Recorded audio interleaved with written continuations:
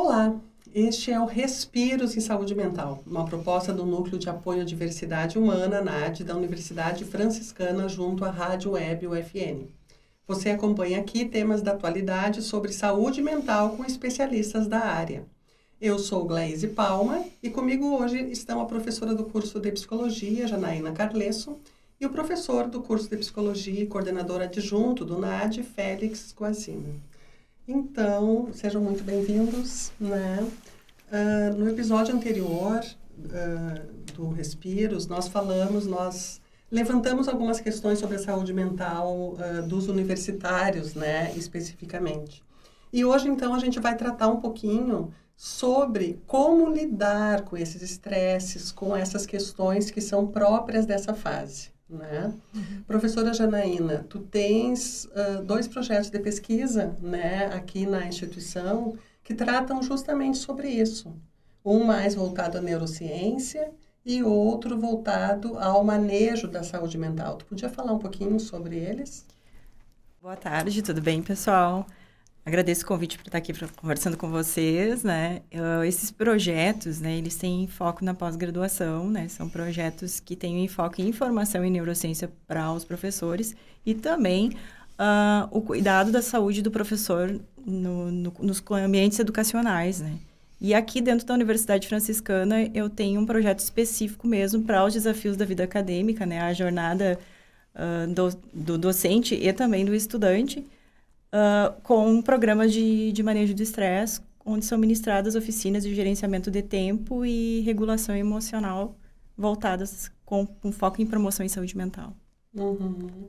Além dessas oficinas, né, tem o NAD que oferece todo esse apoio, né? Nós estávamos conversando antes de começar aqui o programa e o professor Félix estava falando sobre a percepção da procura de alguns estudantes em certos períodos do semestre, né? Como é que é isso? Como é que vocês percebem isso no NAD? A gente sente algumas procuras bem específicas.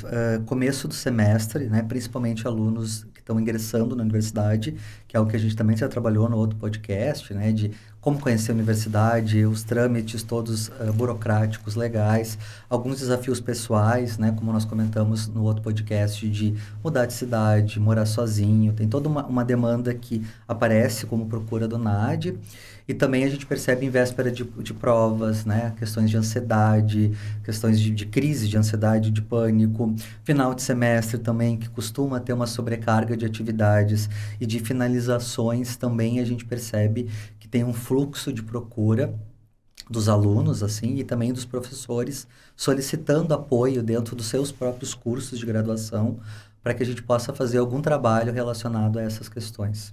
Uhum.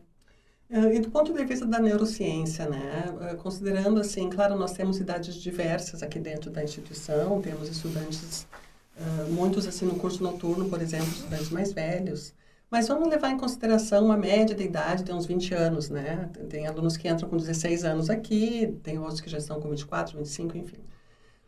O que está acontecendo do ponto de vista da neurociência com esse jovem, levando em conta que esteja aí entre 16 e 24 anos? O que acontece, né, que nessa faixa de idade, ainda conforme, né, o neurodesenvolvimento cerebral, né, ainda o cérebro, no final da adolescência, ainda ele não... A parte do córtex pré-frontal, né, que é responsável pelas funções executivas, né, de tomada de decisão, resolução de problemas, regulação emocional, avaliação de riscos, tomada de decisões, né, estabelecimento de metas, ainda ele não está maturado. E cada vez mais os estudos neurocientíficos, ele está mostrando que essa maturação está acontecendo mais tarde. Eu acredito que seja em função das mudanças que vêm ocorrendo no mundo, né? Várias questões estão ocorrendo, né? Questões climáticas, questões da tecnologia, inteligência artificial. O jovem, ele sai mais cedo de casa, né? Mas ainda ele tem essas questões que em função dessas mudanças que estão ocorrendo, que ainda ele não está preparado ainda, né? Então, ele sai de casa muito cedo, vai morar sozinho e tem que dar conta de várias demandas, né? E aí, inclusive, ele pode se sobrecarregar com a jornada acadêmica, né? Com as demandas acadêmicas e mais as atividades lá fora das áreas da vida dele, né? E isso, nesse processo, pode haver uma vulnerabilidade maior para problemas de saúde mental, né? Porque é um processo ainda que está em processo de maturação cerebral, né? Então, há uma vulnerabilidade muito grande, porque, pensando bem, é um adolescente tardio. Isso depende também muito das experiências de vida que esse jovem teve e que ele vem tendo ao longo da vida, né? Se ele teve a possibilidade de estar no ambiente de aprendizagem, onde foi possibilitado o atendimento de necessidades emocionais que são importantes, né? Que vão ter um reflexo lá adiante na vida adulta. E que se esse processo ele não foi feito bem, essa base, ele fica com essa vulnerabilidade para adoecimento mental, né? Quando ele assume várias jornadas, né? A acadêmica e digamos, de gerenciar uma casa sozinho, né? E às vezes ele não teria, talvez, essa autonomia, né, desenvolvida em função também de características neurobiológicas, né? De aspectos neurobiológicos. É um conjunto. Como é que vocês percebem isso no NAD, tu como professor também?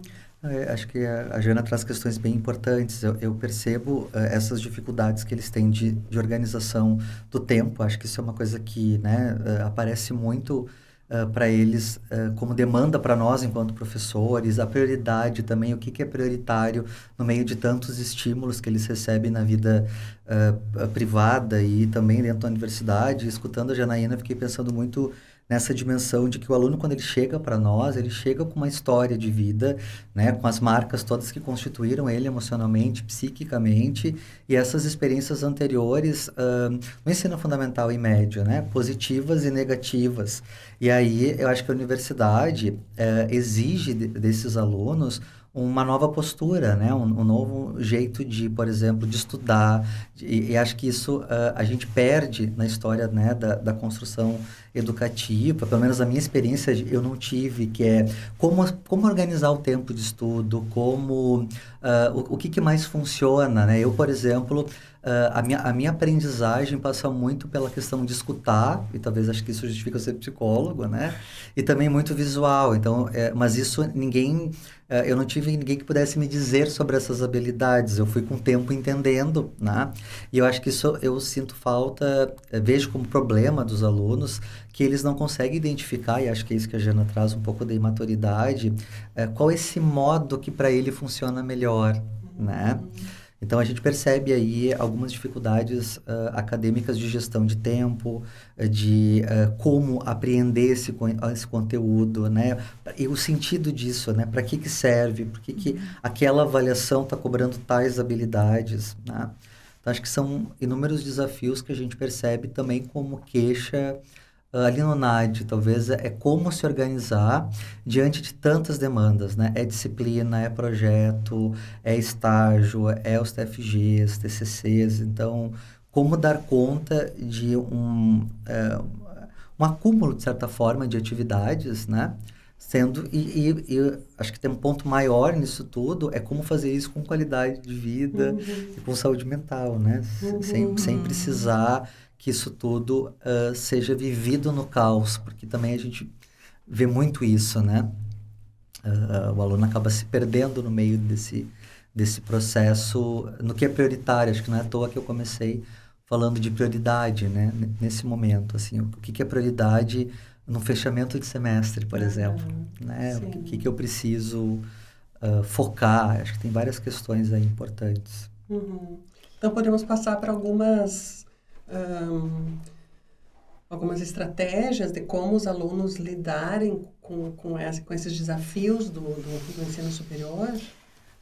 Os desafios do ensino superior e os desafios da vida, né? Os desafios da vida. Que se misturam, né? Que se misturam aí, né? Então, como eu estava falando, e vem em conta que o Félix está dizendo, né? Essas experiências de vida, o que ele traz de experiência da bagagem, né? De ferramentas e experiências que ele traz da vida, né? Na família ou nas experiências que ele teve anteriormente ao entrar na universidade, mas considerando as questões neurobiológicas, né? Os multifatores que estão envolvidos aí, mas a questão do temperamento, são várias coisas acontecendo e daí são várias demandas com que ele vai fazer, com que ele lide com todo esse novo, né?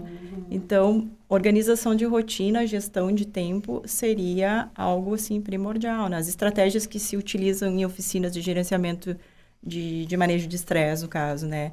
são 2 pontos principais que a gente aborda. Então, técnicas de gerenciamento de tempo, onde a gente trabalha com eles de forma prática. Eles já saem com a rotina pronta, né? Organização, tipo de agenda, planners, né? Então, começar a organizar a semana lá no domingo, né? Eu consigo organizar o que eu posso fazer durante a semana. E também, a gente trabalha muito na oficina a questão da flexibilidade. Também trabalhando com prioridades, porque lá no meio da semana pode acontecer um imprevisto e eu tenho que reprogramar minha agenda e tá tudo bem. E daí eu vou pensar, eu vou sentar, eu vou reorganizar isso e pensar o que tem mais urgência e o que pode ser adiado para a próxima semana. Né? Então, trabalhar com planejamento, né, de toda a semana, trabalhar com níveis de prioridade. E também acho que uma estratégia bem legal que a gente trabalha com o pessoal nas oficinas é fazer a rotina, a linha do tempo, desde a hora que acorda até a hora de dormir, o que eu venho realizando e fazer uma auto-observação dos momentos que eu tenho mais energia para produzir e os momentos que eu me sinto muito cansado, fadigado, e fazer um mapeamento emocional também, que tipo de emoções que são mobilizadas nesse momento que eu estou mais cansado. E daí, nessa organização de rotina, além de ter ali as atividades intelectuais, acadêmicas, inserir pausas entre elas, né? Por exemplo, naquela atividade lá que eu estou cansada, mas eu vou ter uma aula que vai me demandar muito, eu vou fazer uma prova. Então, tentar inserir ali alguma técnica de respiração diafragmática, por exemplo. Ou de fazer uma caminhada, em vez de pegar o elevador, subir as escadas lá até o 7º, 8º andar. Porque a ideia, os estudos neurocientíficos mostram, né? Que um cérebro parado, né? Ele fica completamente inativo, né? Pensando nas coresinhas, não fica laranja, né? Quando faz uma atividade física, movimenta o corpo, o sistema nervoso, nós somos preparados para nos mover. Né? O movimento, ele vai ter um efeito na nossa cognição. Então, vários estudos mostram também que 20 minutos de caminhada tem um diferencial enorme em comparação quando a gente está sentado, né? Que a gente está ali praticamente com o sistema nervoso inativo. Né? Então, fazer uma respiração diafragmática antes da prova, né? Fazer uma caminhada pelo pátio, tentar fazer uma técnica de mindfulness, tentando observar tudo o que acontece ao redor, os sons, tentar focar no momento presente. Se desligar da preocupação, né, do que vai acontecer no posterior e viver o momento presente, né? Então, são formas de gerenciar o tempo em termos de emoções e também em termos de organização de rotina, né? Então, nas oficinas, a gente trabalha com essas questões deles saírem com a agenda mesmo preparada dali, né? E inserir atividades prazerosas e atividades que promovam a ativação do sistema nervoso central, para que eles possam, mesmo naqueles momentos que o gás diminuiu, que a energia diminuiu, eles possam, por meio dessas técnicas, seguir adiante, né? Porque às vezes às 6 horas da tarde, a gente está, e aqui dentro da universidade, a gente pode estar recém começando, né? Olha, eu tô com vontade de fazer essa oficina, eu espero que seja aberto para professores também. Porque quando tu começou a falar da agenda, né? Eu fiquei pensando, puxa, eu tenho uma agenda, vocês devem ter uma agenda cheia, né? Sim. O problema é cumprir a agenda, né? E o problema também, eu fico pensando, nosso e de todos que têm acesso às redes sociais, é que quando a gente vê, a gente parou para olhar uma notificação e a gente perde meia hora. E aí aquela meia hora na agenda que estava prevista para talvez uma pausa, ou, sei lá, atrapalhou toda a agenda. Então, assim, e daí como lidar com a questão da disciplina? Porque tudo isso é um processo de autoconhecimento, de disciplina e de lidar com a procrastinação, né? Então, assim, é complexo, né?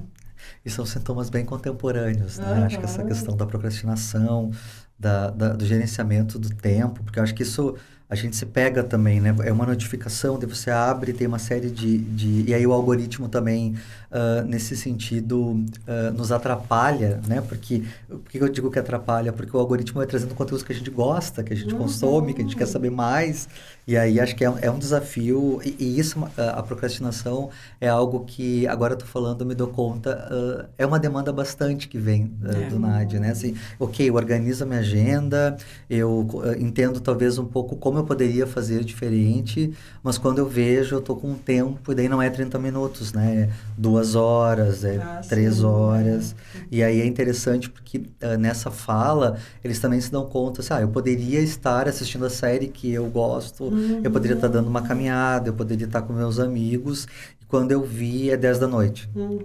Né? Então, acho que a procrastinação é uma queixa que eu vejo que é sintomática e coletiva, assim, né? No meio... e acho que a Janaína talvez possa dizer mais sobre isso, mas acho que hoje também a gente tem muitos recursos, para além dessa agenda física, que a nossa época é da agenda física, mas a gente tem uma série de material, né, online, que com notificações, né, a agenda física não notifica, né, e mesmo assim eu vejo que ela é uma ferramenta útil, né, que poderia servir, mas que ela também não tem um resultado tão diferente da agenda física, né? Porque na verdade assim, por exemplo, a notificação do Google avisa ali, daqui a meia hora tu tem tal coisa, só que junto com essa notificação aparecem mais outras. E daí eu clico para olhar as outras e eu procrastino, né? Isso acontece. Então é complexo. É complexo. Estava falando da questão da agenda eletrônica, avisos, né? Então, a gente também recomenda que esses 5 minutos ou 10 minutos reservado para pausa, utilizar o despertador do celular ou algum lembrete para fazer aquela atividade que foi programada ali para dar um up no cérebro, né? Para ativar o sistema nervoso central. Então, a gente também não pode ficar também só lá preso aos compromissos intelectuais. A gente tem que colocar como compromisso também o autocuidado, a autocompaixão, né? Chegou o meu momento de autocuidado, de autocompaixão, eu tenho que entrar em contato comigo mesmo, eu tenho que me conectar com o que eu estou sentindo, eu estou me sentindo cansada, por isso a importância do mapeamento emocional, para eu poder fazer alguma coisa para me autocuidar, né? Para eu ser gentil comigo mesma, né? Porque às vezes o corpo está dando sinais de cansaço ali. Não, mas eu preciso tocar adiante, eu preciso terminar esses slides, eu preciso terminar a leitura desse texto, pensando, para nós professores também, né? Que às vezes a gente vai tocando direto e isso vai ficando automático e a gente não se conecta com as nossas próprias emoções, né? E isso vai levando a um processo de adoecimento, uma vulnerabilidade para o burnout, né? Tanto o professor quanto o aluno. Às vezes daí, o aluno ele vai procrastinando, e daí ele se desorganiza muito e ele quer fazer lá, às vezes, numa madrugada toda, ele perdeu uma noite de sono para poder, às vezes, dar conta de várias coisas que ele foi deixando e que ele tinha tempo, né? Então, outra questão, eu estava falando no sono, então é outra questão importante, né, que está associada ali, que a gente trabalha ali nas oficinas, além das técnicas, a gente conversa com eles sobre a mudança no estilo de vida, de bons hábitos por meio dos pilares da saúde mental, né? Então, a importância de 7 a 9 horas de sono, se for possível, né? Ou dentro daquilo que tu consegue, né? De inserir atividade física recorrente na rotina, no horário que tu conseguir colocar, né? A gente fala isso para eles. Alimentação saudável, né? Porque pela rotina corrida, às vezes, todo mundo acaba meio que comendo alimentos ultraprocessados, e isso também, digamos assim, ela abre uma janela para vulnerabilidade também para essas doenças, né, mentais, como depressão, ansiedade, estresse, né, estresse tóxico. Aprender a manejar o estresse, né? Por isso que a importância do autoconhecimento, aprender, no caso, buscar a terapia, né, também, buscar, quando tem atividades, movimentos na universidade que envolvam programas de saúde mental, buscar e aproveitar, se inserir, né? Então, são divulgadas nas redes, as oficinas, por exemplo, ou qualquer palestra que for, né, ações do NAD. Então, tem que sempre se engajar em tudo que possa instrumentar o acadêmico, o professor, para ele poder inserir na rotina, né, para manejar o estresse. Então, falando mais sobre as conexões sociais, a rede de apoio, né, a avaliação de redes de apoio, quem que tu tem que possa te acolher, né, pessoas de referência, pessoas que tu pode fazer uma ligação telefônica ou fazer uma videochamada, né, no caso dos alunos que estão distantes da família, incentivar também o contato virtual com a família, né, para manter o vínculo, grupos de amigos, interações sociais, buscar o suporte do NAD aqui na universidade também, então não ficar sozinho. Nós temos necessidade do contato, da interação social, né? Então... Saber pedir ajuda. Saber pedir ajuda. E uma coisa muito importante, estabelecer limites pessoais. Saber dizer não, pedir ajuda, né? Saber colocar limites ali na agenda, né? Não, chega, aqui eu vou fazer uma pausa e vou colocar algo que eu gosto de fazer. Talvez esse minuto que eu tenho de pausa aqui dentro da universidade, eu saia do ambiente, eu vá para outros lugares também. É bem importante. Mudar de ambiente. De preferência, em contato com a natureza também. Eu fiquei com uma curiosidade, Janaína, assim, como é que tem sido a adesão das oficinas? O pessoal tem participado? Pois é. A gente começou nesse ano fazendo na Semana do Cérebro a primeira oficina, né? Ali, quando a gente fez foi a ação ali que eu ministrei a oficina, e daí, assim, fechou as vagas. Eram, em média, 32 vagas que a gente abriu. Encerrou, assim, encheu. Mas no dia da oficina não aparece o pessoal, né? E é o que tem acontecido também, sabe? Já não tem compromisso. Eles se interessam, mas no dia tem algumas outras demandas também, talvez, que as pessoas... Então, a gente divulga nas redes, a gente fez uma reportagem no site da UFN, faz alguns movimentos, assim, né? Eu acho que a rede social, o Instagram, que é mais acessada, enfim, né? Sim, tem bastante visibilidade. Mais visibilidade. Mas então, talvez seja uma dica para quem estiver nos ouvindo, que mesmo se a pessoa não se inscreveu, ela pode chegar na hora e ver se tem vaga? Poderia também. Porque daí pode ser que as pessoas, algumas que não se inscreveram, não tenham ido, e daí sobra vaga. Pode ser, sim. Pode ser uma alternativa. Fiquem ligados. Aí vocês divulgam pelo Instagram do curso de Psicologia. Pelo grupo de pesquisa Neuroproteção. Também a gente divulga no NAD, na rede do NAD. Então, e a gente vai enviando, né? Vai para os canais de WhatsApp, nos grupos, né?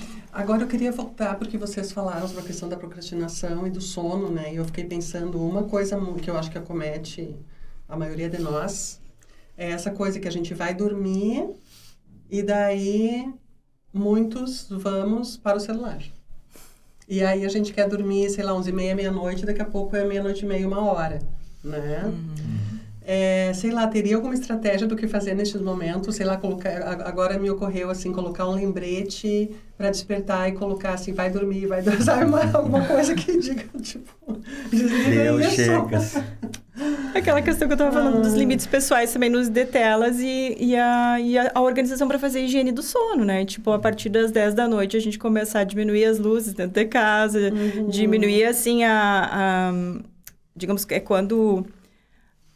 A serotonina, ela vai se transformar em melatonina, né? Que ela vai preparar o organismo, né? Para dormir, né? A partir das 10h30, 11h, seria o ideal para já ir deitando, escurecendo as luzes, tomando um banho, fazendo um momento de relaxamento para se autoacalmar, tomando um chazinho, né? Preparando o ambiente e diminuindo o uso das telas, né? Então, assim, até tem recomendações... neurocientíficas que falam que os adultos, em média, 1h antes de dormir, não tem que mexer mais no celular. E as crianças, 2 horas antes de dormir. E os adolescentes, jovens, entram aí como adultos. Então, no meio aí. 1h, mais ou menos. Para ir as crianças... Porque vai interferir naquela primeira fase do sono, no adormecer, né? Porque tu vai estimular a atividade mental. E a ideia é diminuir cada vez mais, né? Diminuindo os estímulos, né?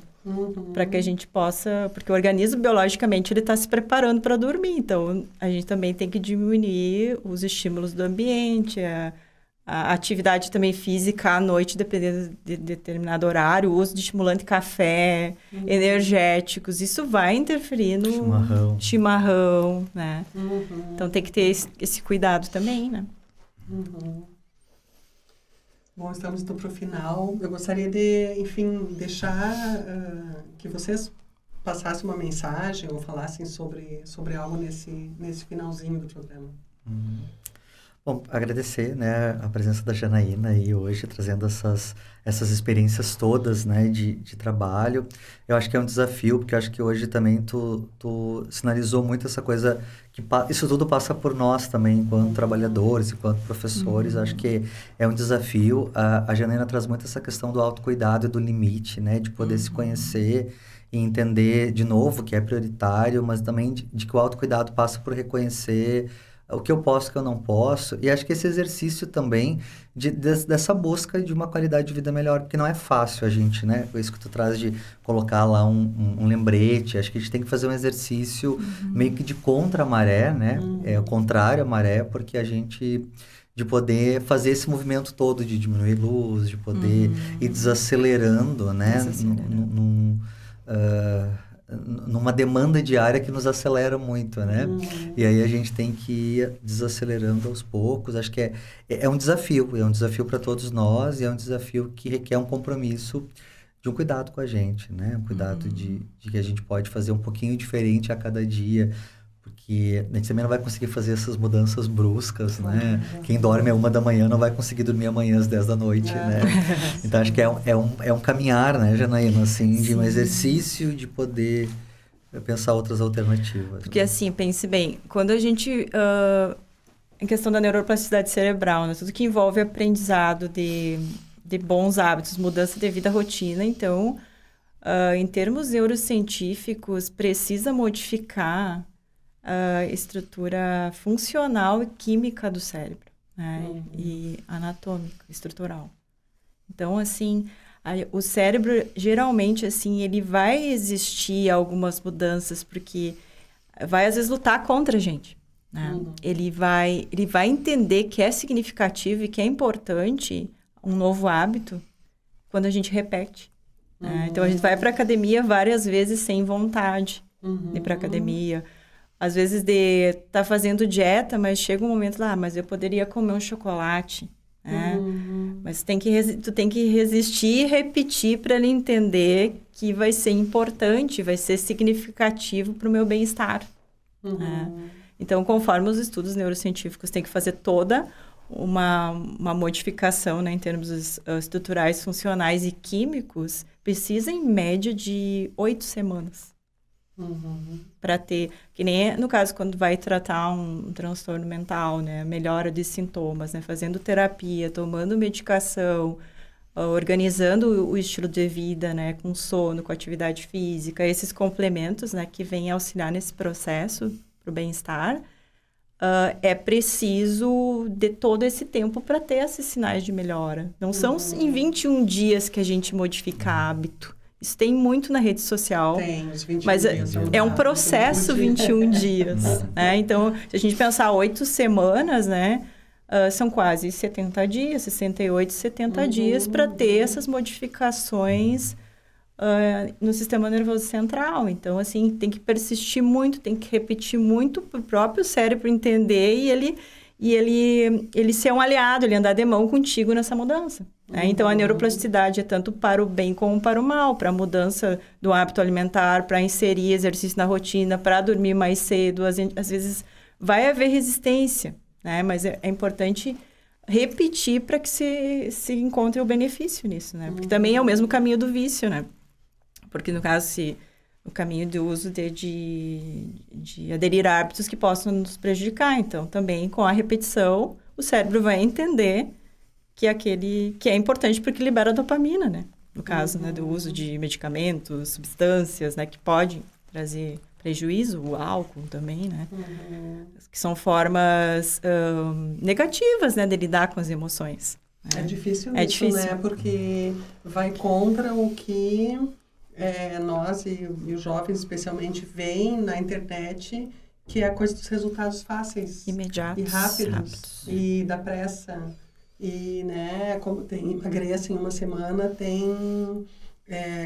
consiga ter foco em uma semana, tipo, né, ou qualquer outra coisa, assim, né.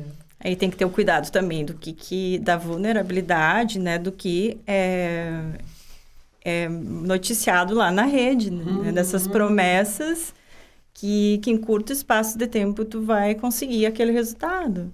Mas em termos neurocientíficos, a gente, inclusive com os pacientes, inclusive na própria oficina, né, tanto na clínica quanto nessa oficina em grupo, é feita uma psicoeducação dos efeitos, né, do estresse do cérebro, dos sintomas e o tempo necessário, né, utilizando essas estratégias que vão ajudar no tempo necessário, na necessidade de repetição, de quando incluir ali as técnicas de autocuidado, a importância de repetir para automatizar. Não só usar, por exemplo, uma técnica de respiração diafragmática quando eu estou com o princípio de crise de ansiedade antes de fazer a prova. Não, o ideal é tornar um hábito, é quando acorda, antes de dormir, no meio da tarde.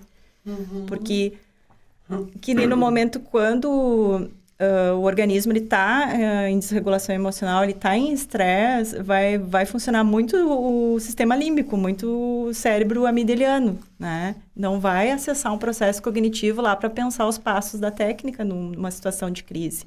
Então, tu tem que ter ela automatizada. Senão... Por que a respiração diafragmática? A respiração diafragmática é uma das técnicas da terapia cognitivo-comportamental que a gente utiliza para regular as emoções, né? Principalmente para regular o eixo HPA, né? O eixo do estresse. Né? Então, o modo, né, que a gente ensina para os pacientes, né, que eles vão para algum ambiente, que é na última oficina, acho que eu fiz até um reels aqui pela UFN-TV, indicando que antes de uma prova, por exemplo, ir até um ambiente que possa ficar sozinho, tipo, ir até o banheiro, aqui na universidade mesmo. Se concentrar, focar na respiração, inspirar, contando até 4, segura o ar nos pulmões, e daí expira, contando de 4 a 6, e faz essa atividade quantas vezes forem necessárias. Aí, no caso de pessoas que têm, né, diagnóstico de transtorno de ansiedade, algum tipo de transtorno de ansiedade, o ideal é inspirar e expirar soltando pelo nariz, não pela boca. Então, fazer essas atividades, no caso, essa técnica, ajuda a regulação, então, das emoções, e é possível a gente retomar a rotina, né, em casa. Mas caso não haja recursos só com a técnica de se acalmar, tem que buscar ajuda, né? E daí, aqui dentro da universidade, a gente tem o NAD, ou no caso, pacientes, né, fora, né? Buscar um recurso de um serviço de saúde mental, né? Para auxiliar. E o próprio acompanhamento terapêutico aqui do curso de psicologia com os estudantes, né? E eu digo ainda que essas técnicas e essas oficinas, elas vêm como ensinar o autoconhecimento, como lidar com o estresse, estratégias, né, de redução do estresse, mas elas não substituem a terapia, medicamentos, quando é necessário também, né? Sim, elas são adicionais. Elas são adicionais, elas vêm como preventivas, né? Agora estamos já nos encaminhando para o fim de semestre e o NAD vai ter trabalho. Vai ter trabalho. Mas é um bom trabalho também, acho que isso é uma coisa bacana da gente poder estar discutindo sobre isso na universidade, estar recebendo os alunos com essas questões. Acho que também eles entenderem que isso não é um problema individual, né? Que os colegas também passam, que também cada um vai viver algum momento, alguma situação de estresse maior aqui. Sim, as pessoas também não se sentem tão sozinhas, né? Exato. Tipo, estamos todos no mesmo barco, professores também, com seus estresses, alunos com seus estresses, e assim vamos. É isso então, gente. Então, muito obrigada pela presença de ambos, né? Seguimos aqui. Esse foi o Respiros em Saúde Mental. Hoje aqui comigo a professora Janaína Carlesso e o professor do curso de Psicologia e coordenador adjunto do NAD, Félix Guazina. Eu sou Glaise Palma, professora do curso de Jornalismo. Na técnica, o Clenilson de Oliveira. Nos acompanhe no Spotify, no Instagram e no YouTube da Rádio Web UFN. E o NAD também nos canais, a gente vai colocar na descrição aqui do vídeo. Tá bom? Até a próxima.